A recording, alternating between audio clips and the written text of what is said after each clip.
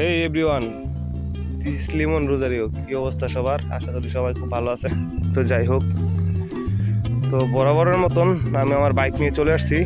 আজকে আরটিআর অ্যাক্সিডেন্টের রাজা, নাকি আরটিআর এজ এ বাইকারের জন্য বেস্ট বাইক হইতে পারে, ঠিক আছে?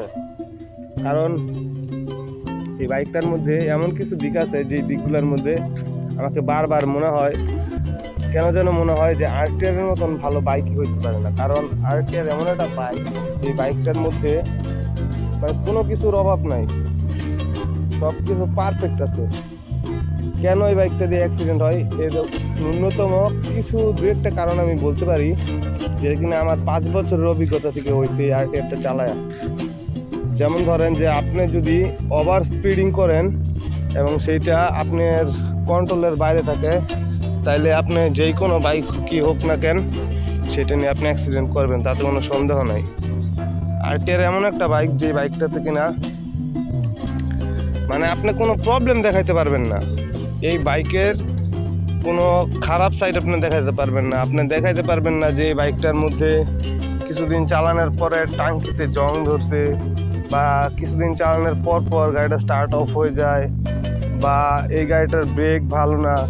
মারাত্মক লেভেলের ব্রেকিং দিছে এই বাইকটার মধ্যে, মানে যতটা দরকার তার চেয়ে বেশি করে দিছে এই বাইকটার মধ্যে। মানে কোনো রকম কমতি রাখে না বাইকটার মধ্যে। যদি বলতে যাই, এই বাইকটার মধ্যে এমন কিছু কিছু দিক আছে যেটা কিনা আমাকে বারবার অনুপ্রেরণা দেয় যে এই বাইকটা কেনার জন্য। এই বাইকটার মধ্যে এরকম রেডি পিক আপ যেটা কিনা কোনো বাইকের মধ্যে নাই, একমাত্র R15 আছে। R15 মানে 100 স্পিড যতটা ফাস্ট, মানে 5-6 সেকেন্ডের মধ্যে যদি 100 ওঠে R15, তাহলে আরটিআরও 5-6 সেকেন্ডে 100 ওঠার মতন ক্ষমতা রাখে আরটিআর।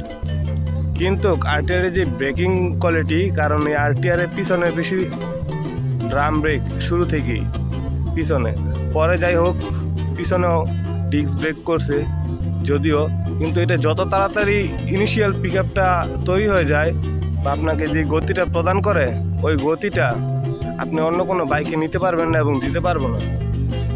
এর জন্যই মূলত এত তাড়াতাড়ি গতিটা যে ওঠে, এটার মজায় যে আরও জোরে গতিটা উঠায়, তারপরে যে ব্রেকটা যে ধরলেই মনে করে যে হয়ে যাবে, তা তো আসলে না। Bike sense, riding sense, road sense, traffic sense, এগুলো একজন বাইকের মধ্যে থাকা দরকার। যদি সে তার মধ্যে এইসব দিকগুলো না থাকে, তাহলে সে অ্যাক্সিডেন্ট করবে, এটা 100% গ্যারান্টি।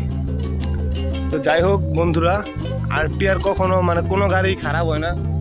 আর আরটিআর যদি কেউ বলে অ্যাক্সিডেন্টের রাজা, আমি আরটিআরটা 5 বছর যাবত চালাইতেছি, এটা 2020-এর মডেল, কিন্তু আজকের পর্যন্ত আমাকে আমার এই আরটিআর নিরাশ করে নেই, হতাশ করে নেই, ঠিক আছে?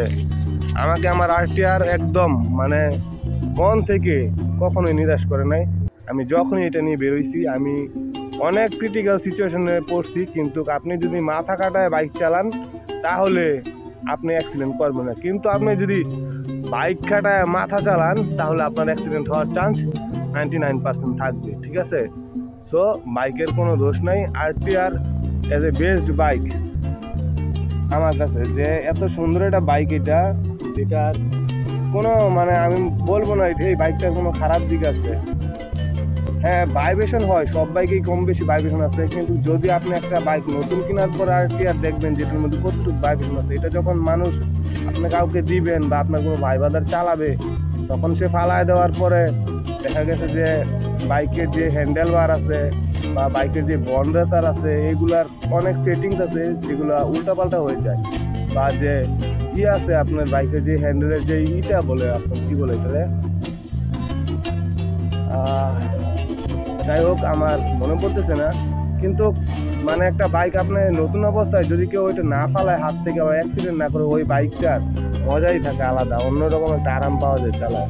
তো যাই হোক বন্ধুরা, সবাই ভালো থাকবেন। ভিডিওটি ভালো লাগলে অবশ্যই আমার ইউটিউব চ্যানেলটা সাবস্ক্রাইব করে দিবেন, আর পাশে থাকার বেল আইকনটি অন করে দিবেন, যাতে আমি নতুন কোনো ভিডিও ছাড়লে আপনারা আছে সবার আগে পৌঁছে যায়। তো বন্ধুরা, আপনারাও আমাকে ভালোবাসা দিবেন, আর আপনাদের ভালোবাসাই আমার ইউটিউব চ্যানেলটাকে এগিয়ে নিয়ে যেতে চাই। তো বন্ধুরা পাশে থাকবেন, আপনাদের জন্য অনেক অনেক দোয়া রইল, আর আপনারা আমার জন্য দোয়া করবেন। ভালো থাকবেন সবাই, শুভ বিকেল।